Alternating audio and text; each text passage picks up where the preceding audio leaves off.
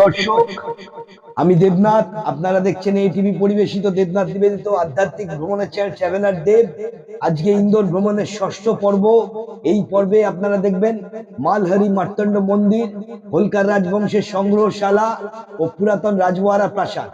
জানাবো ইতিহাস, রাজবংশের বংশ তালিকা, দেখাবো রাজবংশের ব্যবহৃত অস্ত্র, পালকি, বাসন, মন্দির, কুলদেবতার বিগ্রহ, রাজমহলের সুন্দর কারুকার্য করা প্রতিটা অংশ।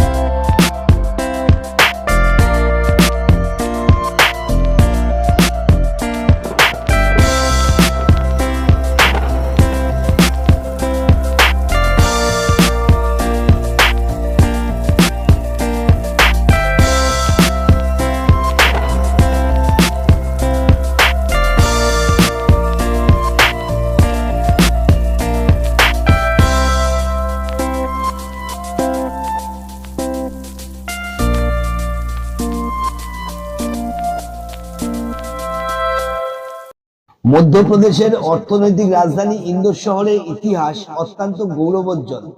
এই স্থানের রাজাদের ইতিহাস এখনো রাজওয়াড়ার চারপাশে দেখা যায়, তা সে প্রাসাদ হোক বা পুরানো মন্দির। প্রাসাদের পিছনেই এমন একটি মন্দির অবস্থিত যা মালহার মার্তণ্ড মন্দির নামে পরিচিত। হোলকার রাজপরিবারের পারিবারিক দেবতা ভগবান মার্তণ্ড এই মন্দিরে প্রতিষ্ঠিত। এছাড়াও এখানে আরো অনেক দেবদেবতার মূর্তি দেখা যায় এবং অনেক পুরনো এবং ঐশ্বরিক। ভগবান মালহার মার্তণ্ডকে হোলকার পরিবারের পারিবারিক দেবতা হিসেবে বিবেচনা করা হয়। তার একটি মন্দির মহারাষ্ট্রের নাসিকে এবং অন্যটি ইন্দোরে প্রতিষ্ঠিত হয়েছিল। মন্দিরের মূর্তিটি কালো রঙের, তাকে শিব ও সূর্যের সম্মিলিত রূপ বলে মনে করা হয়। তার হাতে রূপা ও সোনার ধাতু দিয়ে তৈরি একটি বাক্স রয়েছে, যাতে বেশ কয়েকটি ছোট শিবলিঙ্গ রয়েছে। বছরে একবার এটি পূজার জন্য বের করা হয়। নটরাজ এবং বীণাধারার মূর্তিও এখানে স্থাপিত।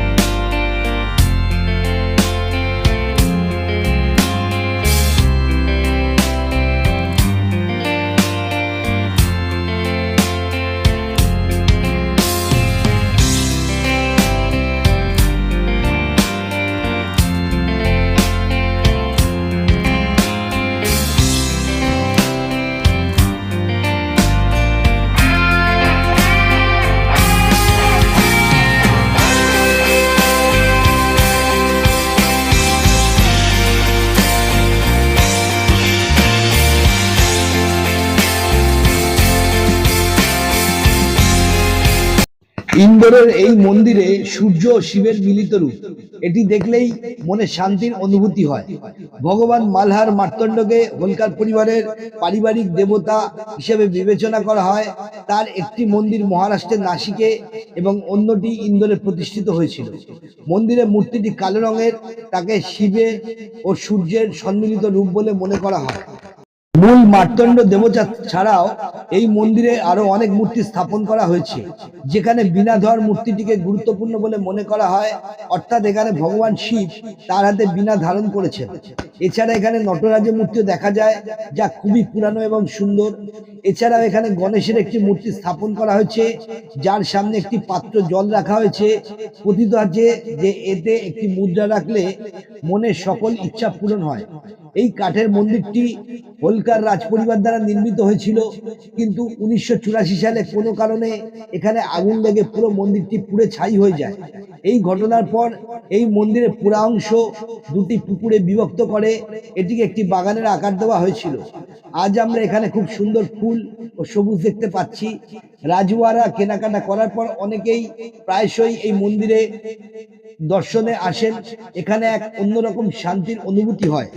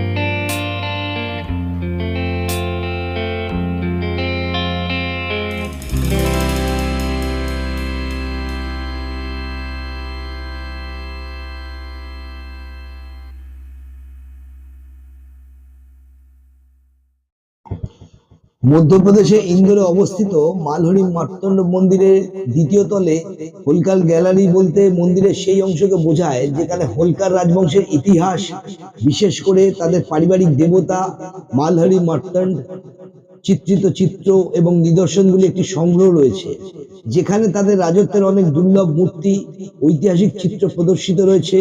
মূলত মন্দিরের মধ্যেই একটি ক্ষুদ্র জাদুঘর হিসেবে কাজ করে। ইন্দোরের রাজওয়াড় প্রাসাদের পিছন দিকের অংশে এই মন্দিরটি অবস্থিত। গ্যালারিটি মূলত ছবি, মূর্তির মাধ্যমে হোলকার রাজপরিবারের ইতিহাস তুলে ধরে। মন্দিরের কেন্দ্রীয় দেবতা হলেন মালহরি মার্তণ্ড, যাকে হোলকারের পারিবারিক দেবতা হিসেবে বিবেচনা করা হয়েছে। মন্দিরের চত্বরের মধ্যে দর্শনার্থীরা মালহরি মার্তণ্ডের বিভিন্ন রূপ এবং হোলকার রাজবংশের ঐতিহাসিক চিত্র দেখতে পাবেন। এবং এখানে আপনাদের দেখাই, বিভিন্ন বংশপঞ্জিকা রয়েছে, বিভিন্ন দলিল দস্তাবেজ এবং রাজবংশের ব্যবহৃত বিভিন্ন জিনিসপত্র রয়েছে, তাদের অস্ত্রশস্ত্র। আসুন প্রত্যেকটি অংশ ঘুরে ঘুরে দেখাই। এখানে বিশেষ কিছু বলার দরকার নেই, আপনারা দেখুন এবং অনুভব করুন সেই রাজবংশের ঐতিহ্য।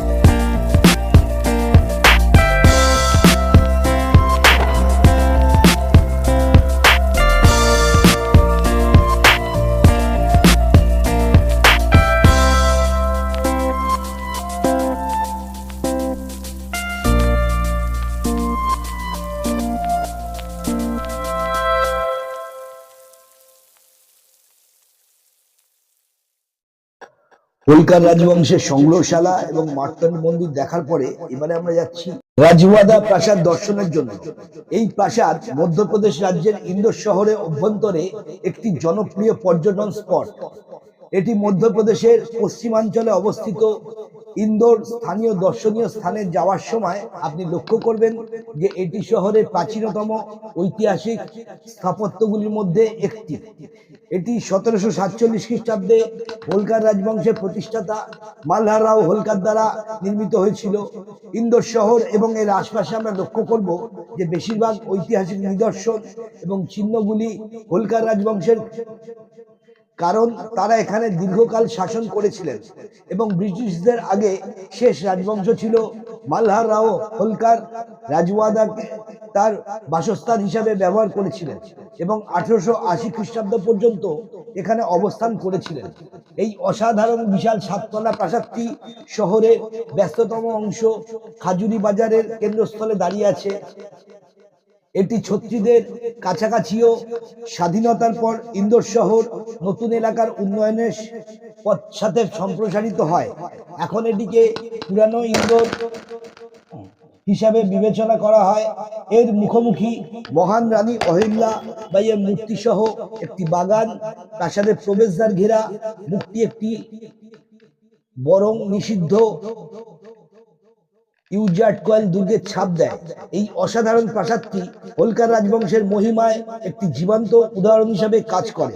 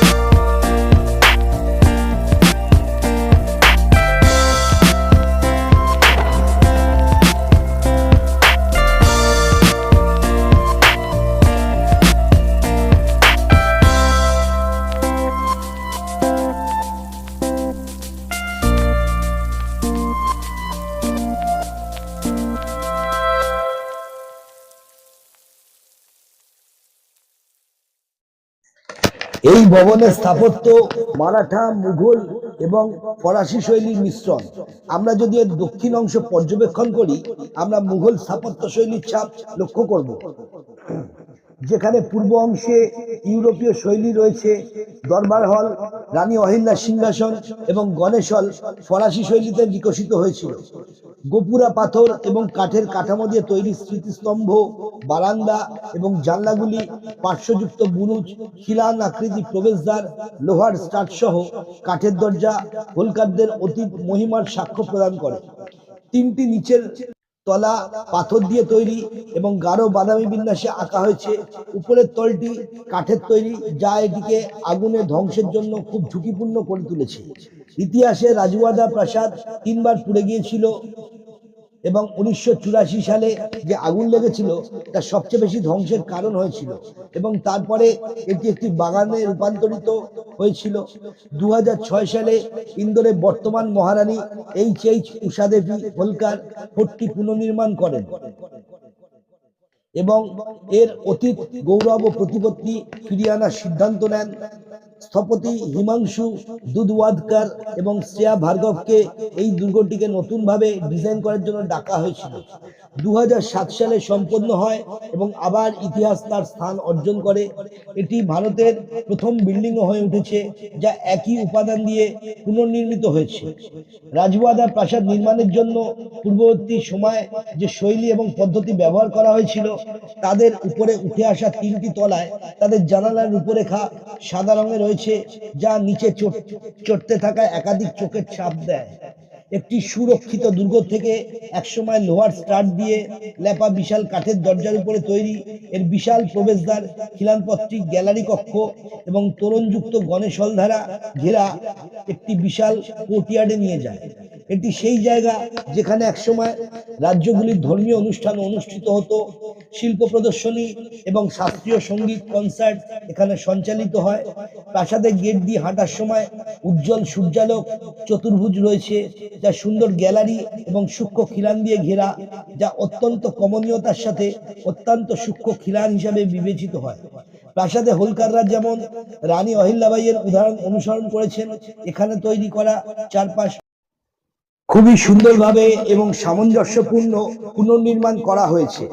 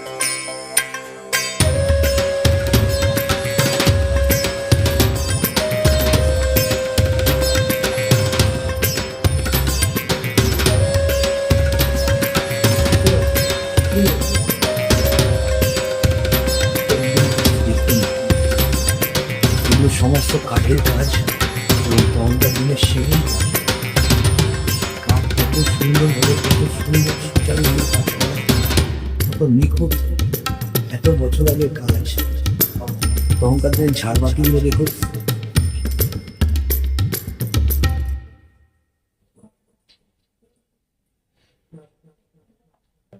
সুবেদার মালহার হোলকার 1732 থেকে 1766, সুবেদার মালেরাও হোলকার 1766 থেকে 1767, মানে 1 বছর। আহিল্যাবাই হোলকার 1767 থেকে 95, মানে 25 আর 28 বছর। তুকাজিরাও হোলকার প্রথম রানীর পরে 1795 থেকে 1797, 2 বছর। কাশিরাও হোলকার 1797 থেকে 98, 1 বছর। যশবন্তরাও হোলকার প্রথম 1798 থেকে 11, 2 আর 1 বছর। মলহার রাও হোলকার দ্বিতীয় 1811 থেকে 1833, 22 বছর। মট্টন রাও হোলকার 1833 থেকে 34, 1 বছর। হরিরাও হোলকার 1834 থেকে 43, মানে 6 আর 3, 9 বছর। খন্ডেরাও হোলকার 1843, 44, 1 বছর মাত্র। তুকাজিরাও হোলকার দ্বিতীয় 1844 থেকে 86, মানে 44, 6 বছর আর বছর 36 বছর। 42 বছর ছিল। শিবাজিরাও হোলকার 1886 থেকে 1903, মানে 14, 3, 17। তুকাজিরাও হোলকার তৃতীয় 1903 থেকে 1926, 23 বছর। যশবন্তরাও হোলকার দ্বিতীয় 1926 থেকে 1948, মানে 22 বছর।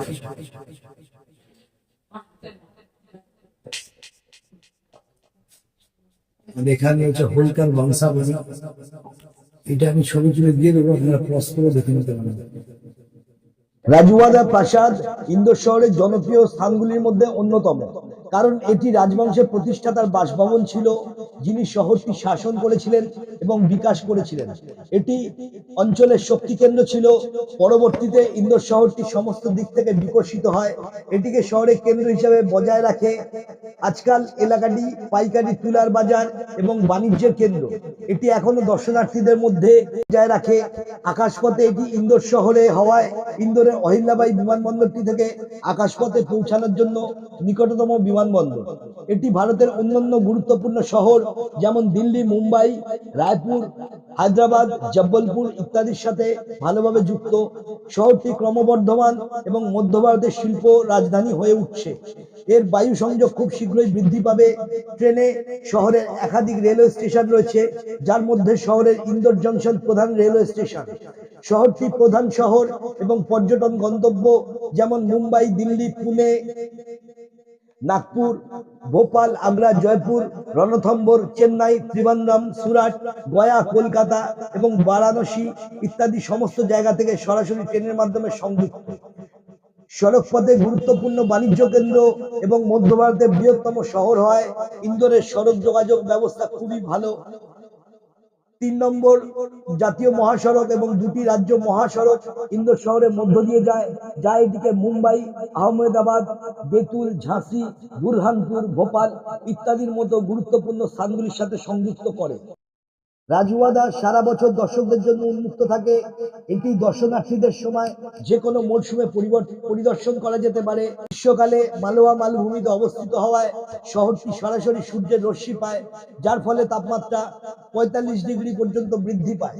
গ্রীষ্মকালে দর্শনার্থীরা তাদের স্থাপনা থেকে বেরিয়ে আসে, এড়িয়ে যায় যদি না তাদের কিছু বিশেষ কারণ থাকে। সমস্ত রাজওয়াড়া দর্শনার্থীরাও কমে যায়। অন্যথায় অক্টোবর থেকে মার্চ কেউ রাজওয়াদা ভ্রমণ উপভোগ করতে পারেন, কারণ জলবায়ু পরিস্থিতি আপনার পক্ষে এবং এই সময় অনুষ্ঠিত বেশিরভাগ উৎসবগুলিও আশপাশের তীর্থযাত্রা গন্তব্যগুলি বিবেচনা করে। এই সময়টি পর্যটকদের সন্তুষ্টির চেয়ে বেশি তাদের ভ্রমণ উপভোগ করার জন্য উপযুক্ত। ইন্দোর শহরের সমস্ত হোটেল রাজওয়াড়া দর্শনার্থীদের থাকার জন্য উপলব্ধ। এখানে ইন্দোর শহরে আপনারা 500 থেকে 1000 পর্যন্ত বিভিন্ন মানের হোটেলে থাকতে পারেন প্রতি রাতে, যার অর্থ শহর যে কোনো অর্থনৈতিক শ্রেণী এবং বিভাগের দর্শকদের থাকার ব্যবস্থা করে। এখানে আপনি গুরুত্বপূর্ণ দর্শনার্থীদের জন্য ছোট guest house, lodge, budget hotel, 3 star hotel, 4 star hotel, এমনকি 5 স্টার ক্যাটাগরির বিলাসবহুল হোটেলও খুঁজে পেতে পারেন। ইন্দোর মধ্য ভারতের তীর্থযাত্রী ও ঐতিহ্যবাহী ভ্রমণের জন্য একটি গুরুত্বপূর্ণ পর্যটন কেন্দ্র। এটি উজ্জয়িনী, ওমকারেশ্বর, মাহেশ্বরের মতো তীর্থযাত্রীদের গন্তব্য দ্বারা বেষ্টিত। নদীর পাশে মন্দির এবং আশ্রম। একইভাবে জনপ্রিয় ঐতিহাসিক গন্তব্য যেমন মান্ডু, ধর, বাগগুহা, বুরহানপুর, ভীমবেটকা, সাঁচি ইত্যাদি ইন্দোরের পাশে পরিদর্শন করা যেতে পারে। তারা সব শহরের 250 কিলোমিটার ব্যাসার্ধের মধ্যে অবস্থিত। প্রিয় দর্শক, আজকের এই ঐতিহাসিক তথ্য সমৃদ্ধ প্রতিবেদন কেমন লাগলো জানাবেন। আমার দর্শক মন্ডলীর কারা ইতিমধ্যে এই জায়গা ভ্রমণ করেছেন অবশ্যই জানাবেন, এবং ভবিষ্যতে যদি কেউ যেতে চান যে কোনো রকম তথ্য সহায়তা লাগলে আমাদের যোগাযোগ করতে পারেন। আমি নিশ্চয়ই আমার সাধ্যমতো সাহায্য করব আপনাদের সমস্ত রকম তথ্য দিয়ে। আর এটাই ছিল আজকে শেষ পর্ব। ইতিপূর্বে ইন্দোর ভ্রমণের সমস্ত পর্ব দেওয়া রয়েছে ফোল্ডারে, আপনারা যারা এখনো দেখেননি তারা গিয়ে দেখে দিতে পারেন। আজকেই আমার ট্রেন ওঠা, এর পরের পর্ব আসছে ইন্দোর থেকে কলকাতা কিভাবে পৌঁছালাম সেটা বিস্তৃত দেখাবো। তারপরে আরো আসছে 3টি জ্যোতির্লিঙ্গ নিয়ে পর্ব, সেই পর্বগুলো দেখতে থাকুন। নতুন যারা দর্শনার্থী তারা দয়া করে চ্যানেল সাবস্ক্রাইব করে বেল নোটিফিকেশন অন করে রাখুন।